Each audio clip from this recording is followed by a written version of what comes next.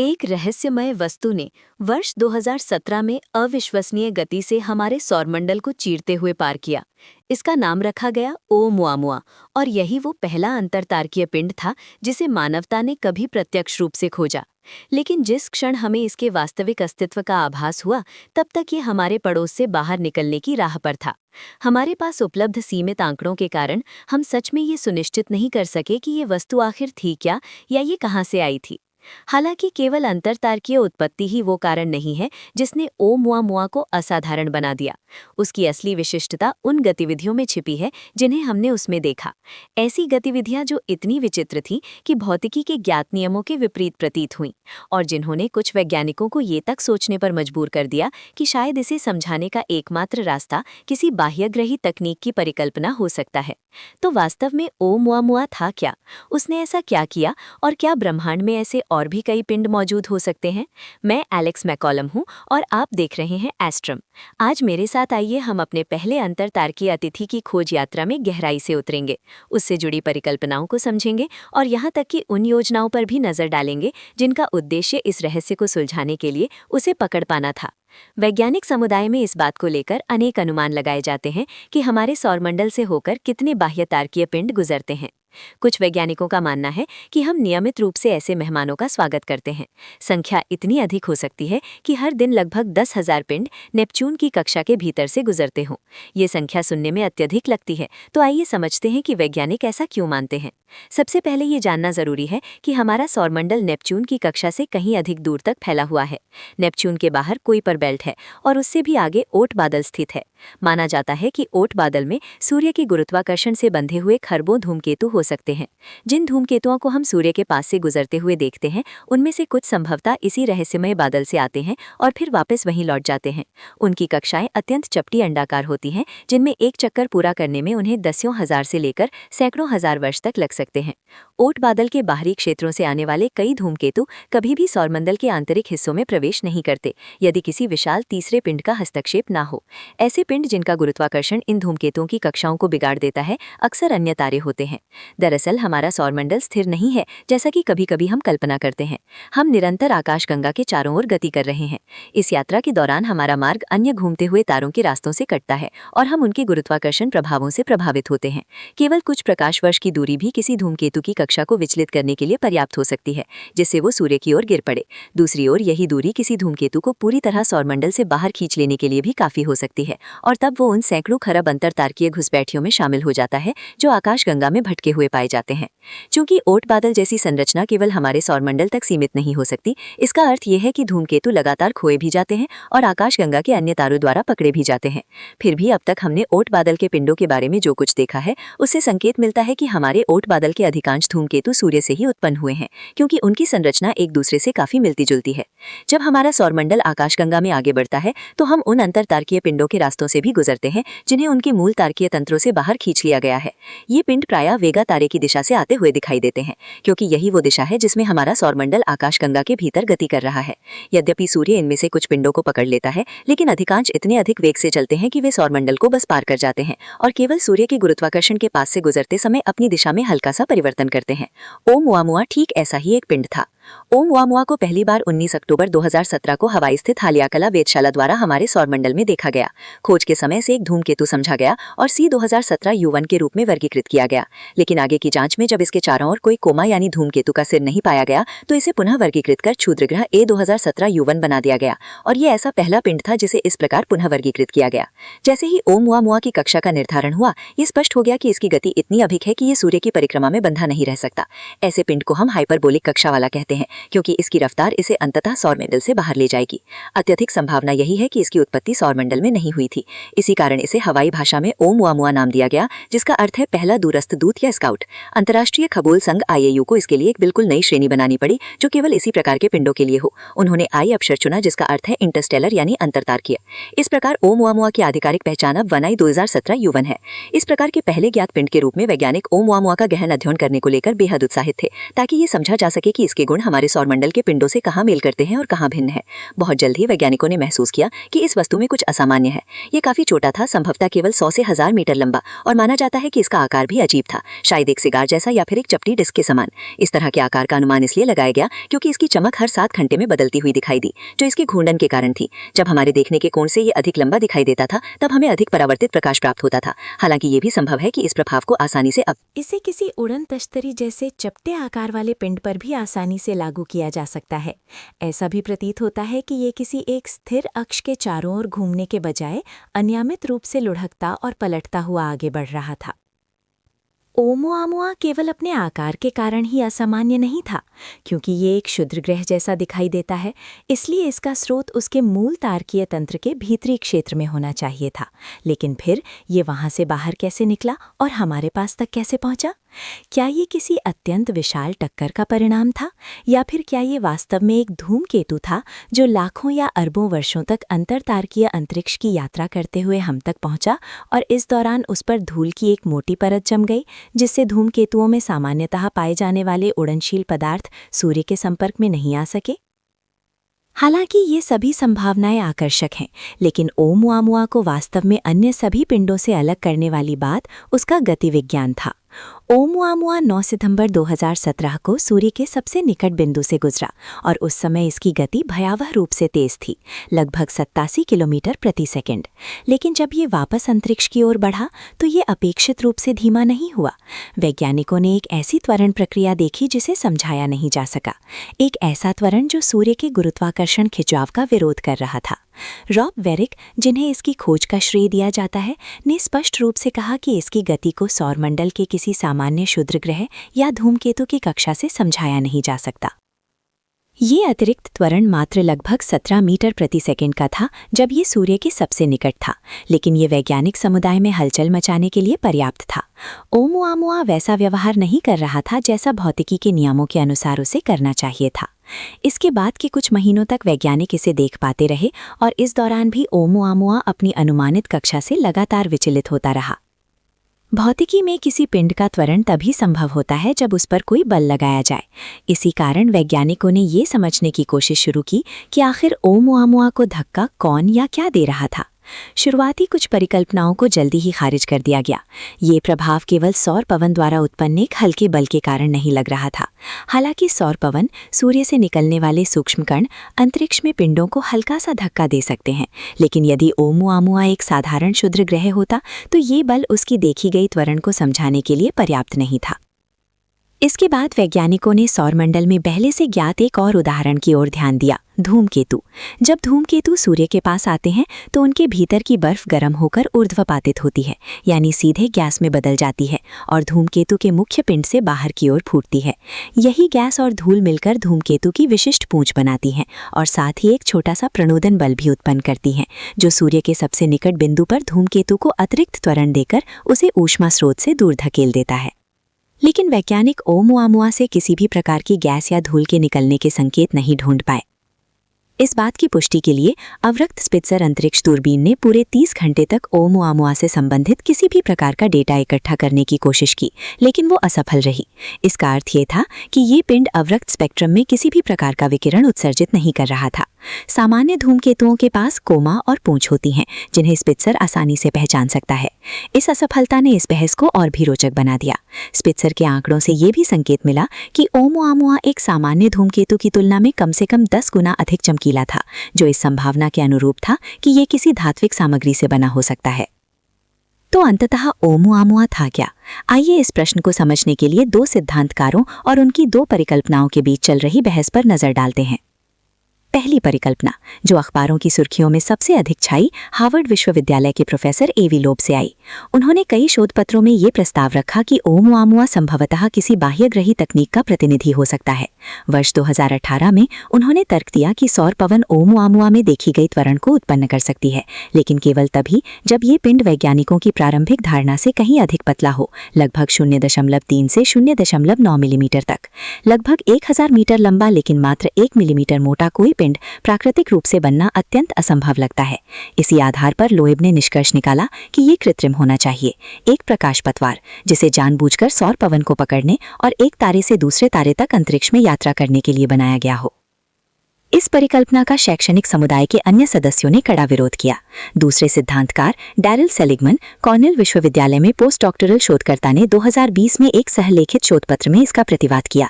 उनका कहना था कि ओमुआमुआ से गैस के उत्सर्जन का पता न चल पाने का कारण ये हो सकता है कि वो किसी अदृश्य गैस जैसे हाइड्रोजन को छोड़ रहा हो। ऐसी गैस को ओमुआमुआ की ओर निर्देशित दूरबीनों द्वारा पकड़ा जाना संभव नहीं था। सेलिगमन ने ये प्रस्ताव रखा कि ओमुआमुआ पूरी तरह या अधिकांशतः हाइड्रोजन से बना हो सकता है, एक हाइड्रोजन हिमखंड जो सूर्य की गर्मी से ऊर्ध्वपातित हो रहा था और वही ऊर्ध्वपातन आवश्यक प्रणोदन बल पैदा कर रहा था। लोएब इस व्याख्या से सहमत नहीं थे। कुछ ही महीनों बाद उन्होंने एक अन्य शोधपत्र सहलेखित किया जिसमें इस हाइड्रोजन हिमखंड की उत्पत्ति पर प्रश्न उठाया गया। उन्होंने गणितीय रूप से दिखाया कि अंतरतारकीय निर्वात में मौजूद तारकीय प्रकाश इतना गर्म होता है कि यदि किसी घने आणविक बादल में भी हाइड्रोजन का हिमखंड बने तो वो यहाँ तक पहुंचने से पहले ही पिघल जाएगा। लोएब का मानना बना रहा कि बाह्यग्रही मूल की व्याख्या ही सबसे अधिक संभावित है। उनकी प्रतिष्ठा इतनी प्रभावशाली थी कि सेलिगमन को उतनी हाइड्रोजन हिमखंड वाली परिकल्पना छोड़नी पड़ी। फिर भी सेलिगमन ने ये विचार पूरी तरह नहीं त्यागा कि ओमुआमुआ किसी प्रकार की हाइड्रोजन गैस के उत्सर्जन से संचालित हो रहा था। शुरुआत में उनके पास इसका कोई ठोस स्पष्टीकरण नहीं था, लेकिन वर्ष 2023 में उनकी मुलाकात कैलिफोर्निया विश्वविद्यालय की सहायक प्रोफेसर जेनिफर बर्गनर से हुई। उन्होंने प्रयोग में किए गए उन प्रयोगों की ओर ध्यान दिलाया जिनमें अत्यंत ठंडे और विकिरण प्रभावित हालात में जल बर्फ के भीतर हाइड्रोजन गैस की जेबें फंस सकती हैं और बाद में जब बर्फ गर्म होती है तो उसकी संरचना के पुनर्विन्यास के कारण ये गैसें मुक्त हो जाती हैं। संयोगवश अंतरिक्ष में जल बर्फ कहीं अधिक सामान्य है और विकिरण भी।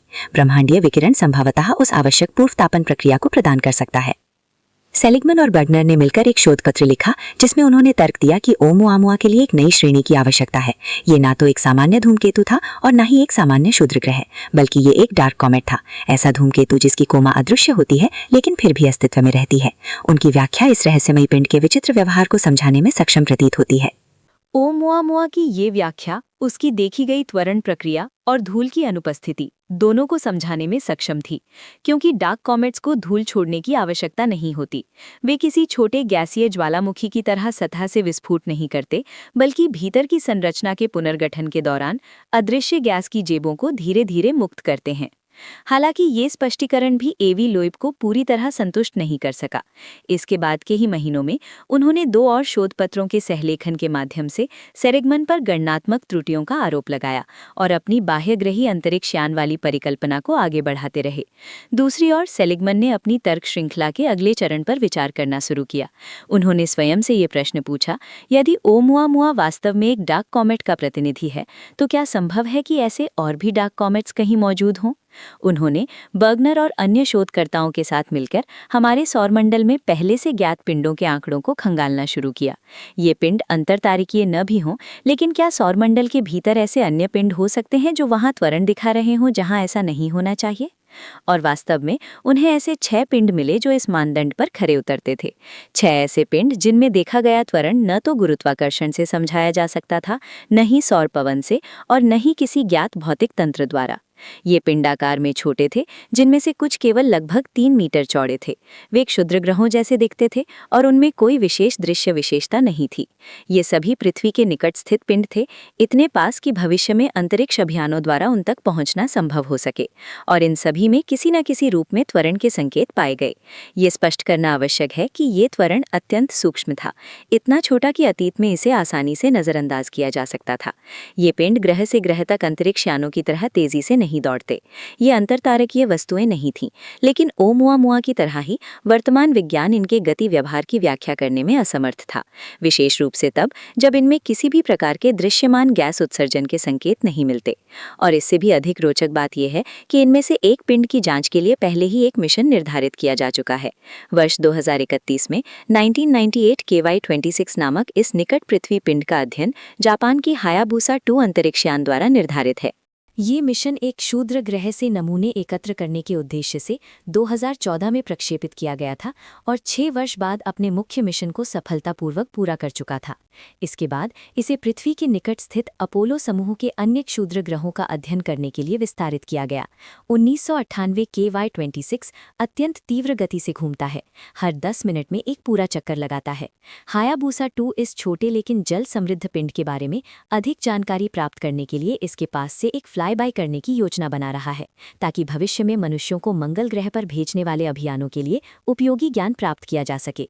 जब ये मिशन पूरा होगा तब संभव है कि हम 1998 KY-26 में देखी गई इस विचित्र त्वरण प्रक्रिया की वास्तविक उत्पत्ति को बेहतर ढंग से समझ सके। फिलहाल ये स्पष्ट नहीं है कि ओमुआमुआ के बारे में कौन सा वैज्ञानिक सही है, लेकिन इसमें कोई संदेह नहीं कि जैसे जैसे अधिक से अधिक पिंडों में इस प्रकार की रहस्यमय त्वरण देखी जा रही है, ये विषय और भी रोमांचक होता जा रहा है। बहुत संभव है कि यही पिंड हमें ओमुआमुआ की प्रकृति और उसके संभावित स्रोत के बारे में गहरी अंतर्दृष्टि प्रदान करें। यदि ये सिद्ध हो जाता है कि ये पिंड अदृश्य हाइड्रोजन गैस के उत्सर्जन के माध्यम से त्वरण प्राप्त करते हैं, तो सेलिगमन की परिकल्पना को मान्यता मिलेगी। लेकिन यदि किसी दिन एक छोटा सा द्वार खुले और कोई सूक्ष्म बाह्यग्रही जीवन रूप सिर बाहर निकालकर हमें हाथ हिलाए और फिर सौरमंडल से बाहर निकलते हुए गति पकड़ ले, तो शायद हमें ये अफसोस होगा कि हमने लोएब की बातों को और गंभीरता से क्यों नहीं लिया। व्यक्तिगत रूप से मुझे पहली संभावना दूसरी की तुलना में कहीं अधिक संभावित लगती है, क्योंकि 1998 KY-26 निश्चित रूप से कोई प्रकाश पतवार नहीं है। हमारे पास इस पिंड की शानदार तस्वीरें मौजूद हैं। जो भी हो, इसका अध्ययन निस्संदेह अत्यंत रोचक होगा। सौरमंडल के भीतर इन डार्क कॉमेट्स की खोज हमें ओमुआमुआ की प्रकृति को समझने में मदद करती है, लेकिन अन्य अंतरतारकीय पिंडों का क्या? ओमुआमुआ के बाद क्या हमारे सौरमंडल में बाहर से आए और भी मेहमान पहुंचे हैं? वास्तव में आए हैं, लेकिन अगला मेहमान कुछ हद तक अधिक सामान्य था। ये दूसरा अंतरतारकीय पिंड था जिसे आई श्रेणी में वर्गीकृत किया गया, 2I बरीसोव। बरीसोव के विस्तृत अवलोकनों से पता चला कि इसमें एक स्पष्ट कोमा और एक विशाल धूमकेतु सदृश पूंछ थी, जिसकी चौड़ाई लगभग पृथ्वी से 14 गुना अधिक थी। हम इसे नग्न आंखों से नहीं देख सके क्योंकि 2019 में सूर्य के सबसे निकट पहुंचने पर भी ये मंगल की कक्षा से बाहर ही रहा। आकार में बरीसोव लगभग ओमुआमुआ जितना ही था, करीब आधा किलोमीटर। सूर्य के सबसे निकट से गुजरने के बाद ये टूटने लगा, जो इस दूरी पर गुजरने वाले इस आकार के धूमकेतुओं के लिए सामान्य बात है।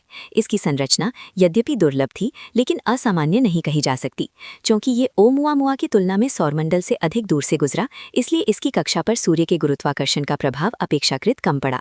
इस प्रकार आई श्रेणी के अलावा ये एक अपेक्षाकृत साधारण पिंड माना जा सकता है। अब आइए कुछ अन्य रोचक अंतरतारकीय पिंडों पर नजर डालें जिन्हें आई की औपचारिक श्रेणी नहीं मिली है। C1980E1 प्रारंभ में हमारे सौरमंडल का ही एक पिंड था, जिसकी कक्षीय अवधि लगभग 7.1 मिलियन वर्ष थी और जिसकी पुरानी कक्षा का सबसे दूर का बिंदु सूर्य से लगभग 1.7 प्रकाश वर्ष दूर था। लेकिन 1980 में अपने सबसे हालिया निकट आगमन के दौरान ये बृहस्पति ग्रह के कुछ अधिक पास चला गया। बृहस्पति के गुरुत्वाकर्षण ने इसे इतनी तेजी प्रदान की कि इसकी कक्षा हाइपरबोलिक बन गई और इस प्रकार ये पिंड कुछ मिलियन वर्षों में हमारे सौरमंडल को छोड़कर एक अंतरतारकीय घुसपैठिया बन जाएगा। दूसरी ओर इसका उल्टा भी घटित हुआ है। कुछ अंतरतारकीय पिंडों की गति बृहस्पति के गुरुत्वाकर्षण द्वारा इतनी कम कर दी गई कि वे हमारे सौरमंडल में ही फंस गए। यहाँ विशेष रूप से बृहस्पति का उल्लेख इसलिए किया जाता है क्योंकि अन्य ग्रह इतने विशाल नहीं हैं कि ये कार्य कर सकें। इसके लिए सूर्य और धूमकेतु के अतिरिक्त एक शक्तिशाली तीसरे पिंड की आवश्यकता होती है। मार्कहोल्स 1 और हायाकुटेक C1996B2 संभवतः ऐसे ही अंतरतारकीय धूमकेतु हैं जिन्हें किसी अन्य ग्रह तंत्र से पकड़ लिया गया। ऐसे पिंडों के संकेत उनके अत्यंत अंडाकार कक्षाओं और अधिकांश अन्य धूमकेतुओं की तुलना में असामान्य संरचना से मिलते हैं। यही कारण है कि वे भविष्य के अंतरिक्ष अभियानों के लिए आकर्षक और व्याहार्य लक्ष्य बनते हैं, क्योंकि सौरमंडल ने शायद हमारे लिए सबसे कठिन काम पहले ही कर दिया है, उन्हें पकड़कर हमारी पहुंच में ला दिया है। किसी पिंड के बाह्य सौरमंडलीय मूल का एक और संकेत ये हो सकता है कि वो सौरमंडल की अधिकांश वस्तुओं के विपरीत दिशा में घूम रहा हो। ऐसा ही एक उदाहरण है 51417 कायापेओकावेला। ये पिंड इस पिंड को और भी अधिक रोचक बनाने वाली बात यह है कि ये भी एक क्षुद्र ग्रह है, जबकि हम आमतौर पर जिन अंतरतारकीय वस्तुओं की अपेक्षा करते हैं वे प्रायः धूमकेतु जैसी होती हैं। ये भी संभव है कि यदि ये कभी एक धूमकेतु रहा हो तो इसके सभी उड़नशील पदार्थ पहले ही वाष्पित हो चुके हों, जिसका अर्थ ये होगा कि इसे सौरमंडल के इतिहास के बहुत प्रारंभिक चरण में ही पकड़ लिया गया था। इसकी कक्षा भी असामान्य है क्योंकि ये बृहस्पति के साथ 1:1 कक्षीय अनुनाद में बंधी हुई है। हालांकि ये सभी पिंड अपने अपने तरीके से आकर्षक हैं, फिर भी वे ओमुमुआ की वास्तविक प्रकृति के प्रश्न का समाधान नहीं करते। अभी भी बहुत कुछ है जो हम नहीं जानते। उदाहरण के लिए, ये आया कहाँ से? इसका उत्तर हमारे पास नहीं है, लेकिन इतना हम अवश्य जानते हैं कि ये अत्यंत अत्यंत दूर से आया था। ओमुमुआ की मूल तारकीय तंत्र की पहचान करने के लिए खगोलविदों ने इसके मार्ग को लाखों वर्षों पीछे तक ट्रैक किया। ऐसा प्रतीत होता है कि ये लायरा तारामंडल के वेगा तारे की दिशा से आया था। वैज्ञानिकों ने 4 संभावित मूल तारों की पहचान की है जहां से ओमुमुआ की उत्पत्ति हो सकती है। इनमें से कुछ हमसे 81 प्रकाश वर्ष तक दूर हैं, लेकिन अब तक इसकी उत्पत्ति की कहानी पर कोई निर्णायक निष्कर्ष नहीं निकला है। और अब ये पिंड हमसे 6 अरब किलोमीटर से भी अधिक दूर जा चुका है। लगभग 26 किलोमीटर प्रति सेकंड की गति से पेगासस तारामंडल की ओर बढ़ रहा है, लगभग उतनी ही दूरी पर जितनी पर वॉयेजर 1 था जब उसने प्रसिद्ध पेल ब्लू डॉट तस्वीर ली थी। भले ही ओमुमुआ किसी बाह्यग्रही तकनीक का अवशेष न हो, फिर भी इसका महत्व कम नहीं होता। ये पहला पुष्टि किया गया अंतरतारकीय पिंड है जिसने हमारे सौरमंडल में प्रवेश किया। इसलिए इसमें कोई आश्चर्य नहीं कि वैज्ञानिक इसे और अधिक विस्तार से देखना चाहते थे। हमने इसे तब पहचाना जब ये सूर्य के सबसे निकट बिंदु से गुजरने के लगभग 40 दिन बाद था, लेकिन उस समय तक ये पृथ्वी से 3.3 करोड़ किलोमीटर दूर जा चुका था। हमने जमीन और अंतरिक्ष दोनों में मौजूद दूरबीनों को उनकी पूरी क्षमता पर लगा दिया ताकि इसके हाथ से निकल जाने से पहले इससे जुड़े सवालों के जवाब ढूंढे जा सके। लेकिन केवल 2 महीने बाद दिसंबर के मध्य तक ये इतना धुंधला और इतना तेज हो गया कि पृथ्वी की सबसे बड़ी जमीनी दूरबीनों से भी इसका अध्ययन करना असंभव हो गया। सीमित आंकड़ों और उत्तरों से अधिक प्रश्नों के बीच कुछ शोधकर्ताओं का मानना है कि ओमुमुआ के बारे में और जानने का एकमात्र तरीका है इसके पीछे एक अंतरिक्ष मिशन भेजना। लेकिन ओमुमुआ का पीछा करना 3 मुख्य कारणों से एक अत्यंत कठिन चुनौती है। पहली बाधा है उसे पकड़ने के लिए पर्याप्त गति प्राप्त करना। ओमुमुआ पहले ही 6 अरब किलोमीटर से अधिक दूर जा चुका है और 26 किलोमीटर प्रति सेकंड की रफ्तार से अंतरिक्ष में भाग रहा है। आज मौजूद कोई भी रासायनिक रॉकेट इस गति तक नहीं पहुंच सकता, जिससे उससे मिलना बेहद कठिन हो जाता है। और यदि किसी तरह हम उसकी गति तक पहुंच भी जाएं, तो दूसरी चुनौती है इतनी गति से उसे पास आकर वास्तव में अध्ययन करने के लिए पर्याप्त धीमा होना। यदि हम धीमे नहीं हो पाए तो हम उसके पास से बस बिजली की तरह निकल जाएंगे और कोई उपयोगी वैज्ञानिक डेटा एकत्र नहीं कर सकेंगे। तीसरी चुनौती है इतने विशाल अंतरतारकीय अंतरिक्ष में इतने छोटे पिंड को ढूंढ पाना। याद रखें, ओमुमुआ अधिकतम केवल 1000 मीटर लंबा है और अंतरिक्ष की अथाह विशालता में अनियमित रूप से घूमता हुआ आगे बढ़ रहा है। फिर भी इन बाधाओं ने वैज्ञानिकों को इसके पीछे जाने की योजना बनाने से नहीं रोका है। हालांकि आवश्यक गति तक पहुंच पाना कठिन है, लेकिन ये अन्य ग्रहों से मिलने वाली गुरुत्वीय सहायता का उपयोग करके संभव हो सकता है। सबसे प्रसिद्ध समाधान इंटरस्टेलर स्टडीज इनिशिएटिव द्वारा शुरू किए गए प्रोजेक्ट लायरा से आया है। इस परियोजना ने 2 अलग-अलग कक्षीय मार्ग प्रस्तावित किए हैं जिनके माध्यम से एक अंतरिक्ष यान को भेजा जा सकता है। पहला मार्ग 3 अलग-अलग वेग परिवर्तनों की मांग करता है। सबसे पहले अंतरिक्ष यान को पृथ्वी की कक्षा से बाहर तेज किया जाता है और बृहस्पति की ओर भेजा जाता है। बृहस्पति तक पहुंचने के बाद यान को इतना धीमा किया जाता है कि वो सूर्य की ओर गिरने लगे। ये प्रक्रिया पृथ्वी से सीधे ऐसा करने की तुलना में कम ऊर्जा मांगती है, क्योंकि बृहस्पति की कक्षीय गति पृथ्वी की तुलना में आधी से भी कम है। जब यान सूर्य के अत्यंत निकट पहुंचता है तब वो अपनी अधिकतम गति पर होता है। इसी क्षण रॉकेट इंजन प्रज्वलित किए जाते हैं ताकि उपलब्ध ईंधन के साथ अधिकतम संभव त्वरण प्रदान किया जा सके। इस तकनीक को सोलर ओबर्थ मनूवर कहा जाता है। सूर्य के पास इस तरह के गुरुत्वीय झटके का लाभ उठाकर शोधकर्ताओं का अनुमान है कि यान 70 किलोमीटर प्रति सेकंड से भी अधिक की गति से सौरमंडल से बाहर निकल सकता है। ये गति ओमुमुआ को पकड़ने के लिए पर्याप्त है, लेकिन इस योजना में कुछ गंभीर समस्याएं भी हैं। सूर्य के इतने पास जाना एक मजबूत हीट शील्ड की मांग करता है ताकि यान को अत्यधिक ताप से बचाया जा सके। अच्छी खबर ये है कि ऐसी तकनीक पहले से मौजूद है। पार्कर सोलर प्रोब ने कुछ इसी तरह का उपयोग किया था। बुरी खबर ये है कि ये हीट शील्ड लगभग 72 किलोग्राम भारी होती है, जिससे उपयोगी पेलोड के द्रव्यमान पर सख्त सीमा लग जाती है। इसके अलावा पृथ्वी से बृहस्पति, फिर सूर्य और फिर दोबारा सही दिशा में प्रक्षेपण के लिए बृहस्पति तक लौटना ये एक अत्यंत लंबी और जटिल कक्षा बनाता है। वास्तव में इसे करने का एक छोटा रास्ता भी मौजूद है। अंततः इस योजना में ऐसे कक्षीय युद्धाभ्यास शामिल हैं जिन्हें अब तक किसी वास्तविक अंतरिक्ष मिशन में आजमाया नहीं गया है, जिससे इसकी तकनीकी तैयारी का स्तर कम हो जाता है। और यदि आपने सूर्य में गिरने पर मेरा वीडियो देखा है तो आप जानते हैं कि ये काम कितना कठिन है। हालांकि ओमुमुआ को पकड़ने का एक और तरीका भी है। प्रोजेक्ट लायरा द्वारा प्रस्तावित दूसरा मार्ग इस प्रकार है: पृथ्वी से प्रक्षेपण, फिर शुक्र और पृथ्वी के चारों ओर चक्कर, उसके बाद गहरे अंतरिक्ष में एक युद्धाभ्यास के माध्यम से यान की दिशा बदलना, फिर एक बार और पृथ्वी के पास से गुजरना और अंततः बृहस्पति की गुरुत्वीय सहायता का उपयोग करके अंतरिक्ष यान को ओमुमुआ की दिशा में दाग देना। इस योजना में हीट शील्ड की आवश्यकता नहीं होती, कक्षा कहीं अधिक छोटी होती है और जब यान अंतरतारकीय अंतरिक्ष में प्रवेश करता है तब उसकी अंतिम गति अपेक्षाकृत कम होती है। इससे ओमुमुआ के पास पहुंचते समय गति कम करना आसान हो जाता है और बेहतर वैज्ञानिक डेटा एकत्र करने की संभावना बढ़ जाती है। प्रोजेक्ट लायरा ने कम से कम 2 व्यवहार्य मिशनों की पहचान की है जिनकी प्रक्षेपण तिथियां 2030 से 2033 के बीच हो सकती हैं और जिनके ओमुमुआ तक पहुंचने का अनुमानित समय वर्ष 2048 है। प्रोजेक्ट लायरा के मिशन डिजाइनरों में से एक मार्शल यूबैंक्स का मानना है कि ओमुमुआ तक एक मिशन भेजना अंततः अपरिहार्य है। आखिरकार वैज्ञानिक अन्य तारकीय प्रणालियों के ग्रहों तक जाने के मिशनों के प्रस्ताव तैयार कर रहे हैं, लेकिन 100 वर्ष बाद भी ओमुमुआ उन सभी संभावित गंतव्यों की तुलना में कहीं अधिक निकट होगा। लेकिन क्या हमारे पास वो डेटा हासिल करने का कोई बेहतर तरीका है जिसकी हम वास्तव में तलाश कर रहे हैं? क्या होगा अगर हम ओमुआमुआ के गुजर जाने के बाद नहीं बल्कि उसके आने से कई महीने पहले ही उसकी भविष्यवाणी कर सके? हवाई विश्वविद्यालय की खगोल जीव विज्ञानी कैरन मीच, जिन्होंने ओमुआमुआ की खोज के बाद उसके गुणों और व्यवहार का नेतृत्व करते हुए अध्ययन किया, कहती हैं कि बहुत जल्द हम यही क्षमता उन अन्य अंतरतारकीय घुसपैठियों के लिए भी हासिल कर सकेंगी जो भविष्य में हमारे मार्ग से गुजर सकते हैं। नासा का अनुमान है कि ओमुआमुआ जैसा एक अंतरतारकीय पिंड औसतन हर वर्ष एक बार सौरमंडल के आंतरिक क्षेत्र से होकर गुजरता है, लेकिन चूंकि ये पिंड अत्यंत छोटे होते हैं इसलिए अब तक उन्हें समय रहते पहचान पाना बेहद कठिन रहा है। बेरा सी रूबिन दूरबीन, जिसके 2025 के अंत तक सक्रिय होने की उम्मीद है, ऐसे पिंडों को उस दूरबीन की तुलना में लगभग 3 महीने पहले ही पहचानने में सक्षम होगी जिसने ओमुआमुआ की खोज की थी। इसके अलावा ये दूरबीन legacy survey of space and time का निर्माण भी करेगी, एक विशाल डेटाबेस जिसमें 10 वर्षों की अवधि में ली गई लगभग 20 लाख खगोलीय छवियां शामिल होंगी।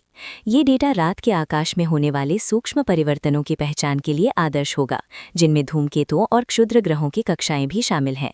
वर्ष 2023 में प्रकाशित एक शोध पत्र के अनुसार LSST हर साल ओमुआमुआ जैसे लगभग 70 पिंडों की खोज कर सकता है। अंतरतारकीय पिंडों को बेहतर ढंग से समझने की दिशा में एक और महत्वपूर्ण पहल यूरोपीय अंतरिक्ष एजेंसी का कॉमेट इंटरसेप्टर मिशन है, जिसे 2029 में प्रक्षेपित किया जाना प्रस्तावित है। इस मिशन के अंतर्गत एक अंतरिक्ष यान को अधिकतम 3 वर्षों तक अंतरिक्ष में प्रतीक्षा की अवस्था में रखा जाएगा, जब तक कि कोई धूमकेतु या अंतरतारकीय पिंड उसके पास से न गुजरे। जैसे ही सही क्षण आएगा, ये यान जागेगा और लक्ष्य के बेहद पास से उड़ान भरते हुए उस पिंड का त्रिआयामी मानचित्र तैयार करेगा। ये इतिहास का पहला ऐसा मिशन होगा जिसे बिना किसी पूर्व निर्धारित लक्ष्य के प्रक्षेपित किया जाएगा। दुर्भाग्यवश हमें ये नहीं पता कि किसी अन्य ओमुआमुआ जैसे पिंड के हमारे मार्ग से गुजरने में कितना समय लगेगा। यदि उस अवधि में ऐसा कोई पिंड नहीं आया तो समय, ऊर्जा और धन तीनों की भारी बर्बादी हो सकती है। इसके अलावा ये सभी तरीके हमें स्वयं ओमुआमुआ के बारे में कोई नया डेटा नहीं देंगे, क्योंकि वो अब इतना दूर जा चुका है कि हमारी दूरबीनें उससे कोई अतिरिक्त जानकारी एकत्र नहीं कर सकती। यदि हम केवल किसी और पिंड का इंतजार करते रहे तो संभावित उत्तर अंतरतारकीय अंतरिक्ष की सबसे गहरी अंधकारमय शून्यता में खो सकते हैं। इन सभी विकल्पों का मूल्यांकन करने पर शायद ओमुआमुआ का पीछा करने के लिए एक अंतरतारकीय जांचयान भेजने का विचार उतना पागलपन भरा नहीं लगता। तकनीकी दृष्टि से ये संभव है। हमारे वर्तमान ज्ञान और तकनीक के साथ इसमें ऐसा कुछ भी नहीं है जो असंभव हो। लेकिन प्रश्न ये है, क्या ये आर्थिक रूप से भी व्यवहार्य है? अंतरिक्ष मिशनों के लिए अपार संसाधनों की आवश्यकता होती है, समय, धन, सामग्री और मानवीय बुद्धि। शायद कुछ लोगों के लिए ये बेहतर होगा कि ओमुआमुआ से जुड़े प्रश्नों को जाने दिया जाए, इस विश्वास के साथ कि चाहे वो किसी बाह्य ग्रही मूल का पिंड हो या केवल एक अंतरतारकीय यात्री, अगर ऐसा एक बार हुआ है तो ये फिर से होगा और हमारा सौरमंडल अंततः अगले अंतरतारकीय मेहमान का स्वागत करेगा। अंततः सब कुछ इस बात पर निर्भर करता है कि अपनी जिज्ञासा को संतुष्ट करने के लिए हम कितनी कीमत चुकाने को तैयार हैं। प्रोजेक्ट लायरा से जुड़े शोधकर्ता निश्चित रूप से इस निवेश पर गंभीरता से विचार कर रहे हैं। क्या ये इसके लायक है? ओमुआमुआ और उसकी विचित्र विशेषताओं को समझाने के लिए अब तक कई परिकल्पनाएं प्रस्तावित की जा चुकी हैं, लेकिन अतिरिक्त डेटा के बिना हम ये नहीं जान सकते कि वो एक और डार्क कॉमेट था, किसी बाह्यग्रही जीवन का प्रमाण था या फिर इनमें से कोई भी नहीं। ये भी संभव है कि अब तक प्रस्तुत की गई कोई भी परिकल्पना सही सिद्ध न हो। यही विज्ञान का जादू है। जितना अधिक हम ब्रह्मांड का अन्वेषण करते हैं, उतनी ही अधिक अजीब और अप्रत्याशित घटनाओं का सामना करते हैं। और जैसे जैसे हम उनके बारे में और अधिक सीखते हैं, हमारे सिद्धांत और अधिक परिष्कृत होते जाते हैं। शायद किसी दिन हम सौरमंडल के बाहर से आने वाले कई ओमुआमुआ जैसे पिंडों से मिलेंगे, जिससे किसी एक व्याख्या को और अधिक बल मिलेगा। यहाँ तक कि उन अंधेरे पिंडों की खोज भी जो अदृश्य शक्तियों के प्रभाव में कार्य कर रहे हैं, मुझे हमेशा एक रहस्यमयी और अद्भुत जिज्ञासा से भर देती है। केवल समय ही ये बता पाएगा कि अतिरिक्त डेटा एकत्र करने के लिए भेजे गए ये मिशन वास्तव में इसके लायक हैं या नहीं। लेकिन यही इस पूरी कहानी की सबसे आकर्षक और भयावह विडंबना है। जब तक हम जोखिम उठाने को तैयार नहीं होंगे,